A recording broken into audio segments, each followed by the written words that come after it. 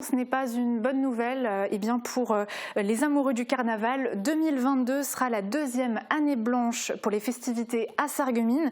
Joris Semer, bonjour.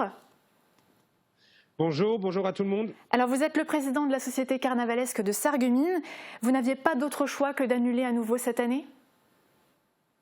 Non, malheureusement, on n'a pas eu d'autre choix parce que là, avec les protocoles sanitaires actuels en vigueur, une cavalcade en extérieur avec 5000 personnes, des gens au spectacle, au cabaret de son, assis, sans restauration, sans boisson, je ne vois pas comment faire l'esprit carnavalesque à Sarreguemines tel qu'on les a connus les années précédentes. Alors dans quel état d'esprit vous vous trouvez ? Déçu, dégoûté, mais on croit en l'avenir.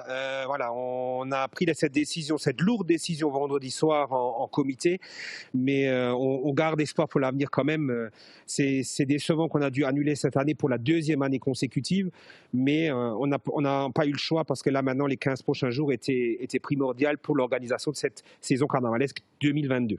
Mais justement, vous aviez déjà commencé à travailler, vous n'attendez pas généralement les 2 dernières semaines pour tout organiser. Donc l'édition 2022, elle était prévue comment finalement ?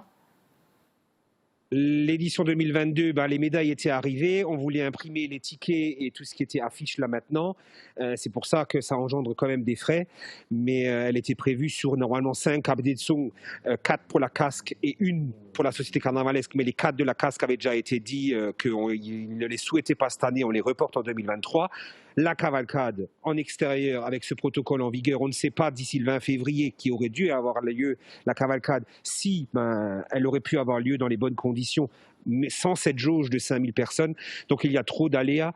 En plus, groupes allemands qui viennent à la cavalcade en général ne répondaient pas parce qu'ils ne font pas chez eux, donc ils ne viennent pas chez nous. Voilà. Et après, bal des enfants et dîner d'enfants, c'était aussi un gros point d'interrogation parce qu'à l'heure actuelle, pas de piste de danse.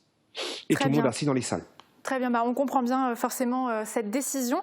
Mais vous ne vous laissez pas abattre, hein. Je pense que vous avez quand même d'autres projets pour 2022.